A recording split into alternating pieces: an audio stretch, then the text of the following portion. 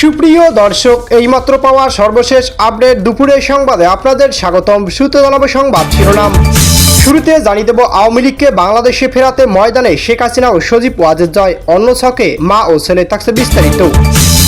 আবারও যমুনা ঘেরাওয়ে ডাক ইনকিলাব মঞ্চের। দিনভর উত্তপ্ত যমুনা, ইউনুসকে ঘিরে রহস্য ঘনীভূত হচ্ছে বললেন সেনাপ্রধান। জানিয়ে দেব, আজ নির্বাচনী জনসভায় যোগ দিতে সিলেটের মোড়ে মোড়ে ঝুলছে ব্যানার, লেখা দাদু ইজ কামিং। আমি জিয়াউর রহমানকে স্বাধীনতা ঘোষণা করতে বলেছিলাম, বললেন এলডিপির চেয়ারম্যান কর্নেল অলি আহমদ বীর বিক্রম। জানাবো, ঝিনাইদহ ৪ কালীগঞ্জে ধানের শীষ প্রার্থী রাশেদ খানের বিলবোর্ড ভাঙচুর ও ফেস্টুনে গোবর মাখানোর অভিযোগ।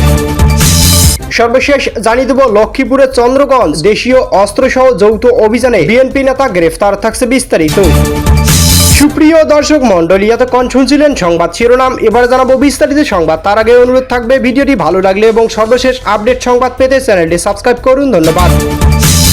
এদিকে আওয়ামী লীগকে বাংলাদেশে ফেরাতে ময়দানে শেখ হাসিনা ও সজীব ওয়াজেদ জয়, অন্য ছকে মা ও ছেলে। বাংলাদেশের ক্ষমতাচ্যুত প্রধানমন্ত্রী শেখ হাসিনা এই মুহূর্তে ভারতে অবস্থান করছেন। তিনি 2024 সালের 5 আগস্ট ঢাকা ছেড়েছিলেন বাংলাদেশের এক সামরিক বিমানে। তারপর থেকে ভারতের রাজধানী নয়াদিল্লির কোনো এক গোপন আস্থানায় ভারতের রাষ্ট্রীয় মর্যাদায় তিনি গা ঢাকা দিয়ে রয়েছেন। ঘটনার পর 18 থেকে 19 মাস অতিবাহিত হলেও শেখ হাসিনার সঠিক অবস্থান এখনো কেউ জানাতে পারেনি। তিনি এতটাই গোপনীয়তার সঙ্গে ভারতে রয়েছেন। পাশাপাশি সম্প্রতি একটি রিপোর্ট জানা গেছে, ভারতের এক অতি সুরক্ষিত বাংলায় তিনি এমন ভাবে রয়েছেন যেখানে ভারতের সরকার তাকে রাষ্ট্রীয় মর্যাদায় দিয়ে বহাল তবিয়তে বহুতরী ও নিরাপত্তা ব্যবস্থা রেখেছে। বাংলাদেশের আসন্ন নির্বাচন আগে আওয়ামী লীগ কোন খেলা খেলছে সেটা নিয়েও বরং আগের আলোচনায় করা যাক। আগামী 12 ফেব্রুয়ারি বাংলাদেশের প্রতীক্ষিত জাতীয় সংসদ নির্বাচন এবং গণভোট অনুষ্ঠিত হতে চলেছে। সেখানে আওয়ামী লীগের উপস্থিতি নেই, কিন্তু ভারতের রাজনীতি ওয়াকিবহাল মহলের মতে আওয়ামী লীগ এই নির্বাচন না থেকেও আছে এবং তা প্রবলভাবে আছে। এটাই বাংলাদেশের অন্তর্বর্তীকালীন সরকার এবং তাদের দোসর জামাত ইসলামী ও তার জোট শরিকদের মাথা ব্যথার কারণ। মোহাম্মদ ইউনূস সরকার ক্ষমতা আসার পরই বাংলাদেশের রাজনীতিতে আওয়ামী লীগকে ফ্যাসিস্ট তকমা দিয়ে নির্বাসিত করা হয়েছে। শেখ হাসিনা দলের ছাত্র সংগঠন ছাত্রলীগকে সন্ত্রাসী বিরোধী আইন দণ্ডিত করে বাদ দেওয়া হয়েছে। ফলে আসন্ন জাতীয় সংসদ নির্বাচন আওয়ামী লীগ নেই। যদিও ভারত সহ একাধিক দেশ ও অন্যান্য আন্তর্জাতিক সংগঠন আওয়ামী লীগ বাদ দেওয়াকে ভালো চোখে দেখছে না। এদিকে দিনভর উত্তপ্ত যমুনা, ইউনুসকে ঘিরে রহস্য ঘনীভূত হচ্ছে। যমুনা এখন টার্গেট। দিনভর উত্তপ্ত যমুনা, ঠিক বিষয় কি জানা যায়? ওসমান হাদি মৃত্যুর বিচার চেয়ে নতুন করে যমুনার সামনে জড়ো হয়েছেন ইনকিলাব মঞ্চের নেতাকর্মীরা। তাদের সঙ্গে পুলিশের বাকবিতণ্ডা শুরু হয়, সেই ছবি ধরা পড়ছে। একইভাবে পুলিশকে হুমকি দেওয়া হয়েছে। আন্দোলনকারীরা বলছে, যদি আমাদের গায়ে ফুলের টোকাও দেওয়া হয় তবে আগামীকালকের মধ্যে ঢাকা শহরে 50 লক্ষ মানুষ নেমে পড়বে। নির্বাচন 1 সপ্তাহ বাকি। এর আগে পরিস্থিতি আসলে কোন দিকে এগোচ্ছে? বাংলাদেশের আবহাওয়া যত সময় এগোচ্ছে ক্রমশই ইউনুসকে ঘিরে রহস্য ঘনীভূত হচ্ছে। জাতিসংঘের তত্ত্বাবধানে দাবি যমুনার সামনে ইনকিলাব মঞ্চ, অর্থাৎ তাদের দাবি জাতিসংঘের তত্ত্বাবধানে তদন্ত করতে হবে। বর্তমান সরকারের তদন্ত নিয়ে তারা সন্দিহান। এমনকি বর্তমান সরকারের ভিতরে নাকি কেউ কেউ ঢুকে আছেন যারা চান না এই তদন্ত হোক। শুরুর দিকে ইনকিলাব মঞ্চের 8 থেকে 10 জন নেতাকর্মী কর্মসূচিতে অংশ নেয়। তাদের মধ্যে ছিলেন ইনকিলাব মঞ্চের সদস্য সচিব আব্দুল্লাহ আল জাবের, ঢাকা বিশ্ববিদ্যালয় কেন্দ্রীয় ছাত্র সংসদের মুক্তিযুদ্ধ এবং গণতান্ত্রিক আন্দোলন বিষয়ক সম্পাদক ফাতেমা তাসনিম জুমা। এদিকে হাদি হত্যার ঘটনার সঙ্গে সরকারের বিরুদ্ধে সন্দেহ ছুড়ে দেওয়ার অর্থ কি? সরকার তো হাদি হত্যার ঘটনা যথেষ্ট উদ্যোগী ছিল, তাকে শহীদ সম্মান দিয়েছে। এমনকি জাতীয় কবি কাজী নজরুলের সমাধির পাশে তাকে সমাধিস্থান করা হয়েছে। তবে সন্দেহের তীর কোন সরকারের দিকে যাচ্ছে? এদিকে সিলেটের মোড়ে মোড়ে ঝুলছে ব্যানার, লেখা দাদু ইজ কামিং। নির্বাচনী জনসভায় যোগ দিতে আজ সিলেট যাচ্ছেন বাংলাদেশ জামাতে ইসলামের আমির ডক্টর শফিকুর রহমান। জামাত আমিরকে স্বাগত জানিয়ে দাদু is coming, hour next prime minister ইনশাআল্লাহ, এমন ব্যতিক্রম ব্যানার টাঙানো হয়েছে নগরীর মোড়ে মোড়ে। এদিকে আজ বিকেল 3টা ঐতিহাসিক সিলেট সরকারি আলিয়া মাদ্রাসা মাঠে সিলেট জেলা ও মহানগর জামাত আয়োজিত জনসভায় প্রধান অতিথির বক্তব্য রাখবেন তিনি।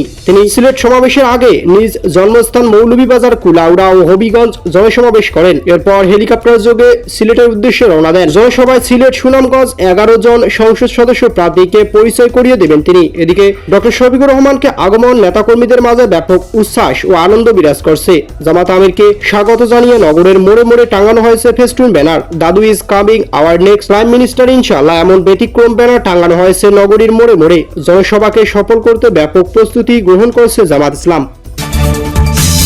আমি জিয়াউর রহমানকে স্বাধীনতার ঘোষণা করতে বলেছিলাম, বললেন কর্নেল অলি। 11 দলীয় জোটে শরিক দল এলডিপি চেয়ারম্যান কর্নেল অবসরপ্রাপ্ত ডক্টর অলি আহমেদ বীর বিক্রম দাবি করেছেন যে তিনি শহীদ রাষ্ট্রপতি জিয়াউর রহমানকে স্বাধীনতা ঘোষণা করতে বলেছিলেন। কক্সবাজার মহেশখালী উপজেলা হোয়ানকে কক্সবাজার 2 আসন জামাতে ইসলামীর প্রার্থী ডক্টর এইচ.এম.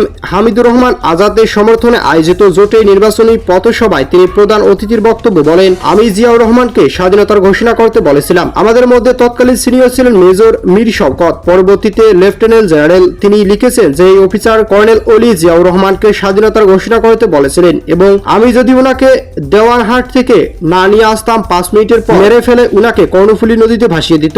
মুক্তিযুদ্ধ প্রথম বিদ্রোহ ঘোষণার প্রসঙ্গে কর্নেল অলি, এটা হচ্ছে আমাদের জীবনের শেষ যুদ্ধ। প্রথমে যুদ্ধ করেছিলাম আপনাদের স্বাধীনতা করার জন্য। ক্যাপ্টেন অলি আহমেদ হিসেবে প্রথম বিদ্রোহ করেছিলাম, আমার আগে কেউ বিদ্রোহ করতে পারেনি। এছাড়াও তিনি বলেন, আমার কাছে ডকুমেন্ট আছে, আমি পিএইচডি করে প্রমাণ করে দিয়েছি। যার লিখিত ডকুমেন্ট রয়েছে সেটি আর্মি হেডকোয়ার্টারে আছে, এখন ফেসবুকেও আছে। সেখানে লেখা আছে ক্যাপ্টেন অলি 25 তারিখ অর্থাৎ 26শে মার্চ রাতে 8তম বেঙ্গল বিদ্রোহ একটি, যেটি জিয়াউর রহমানের হাতে লেখা। কিন্তু বিএনপির কিছু অশিক্ষিত মানুষ জামাতে ইসলামের আমিরকে নিয়ে ঠাট্টা করেছে, কারণ তারা লেখাপড়া না করে সারাদিন চাঁদা তোলে।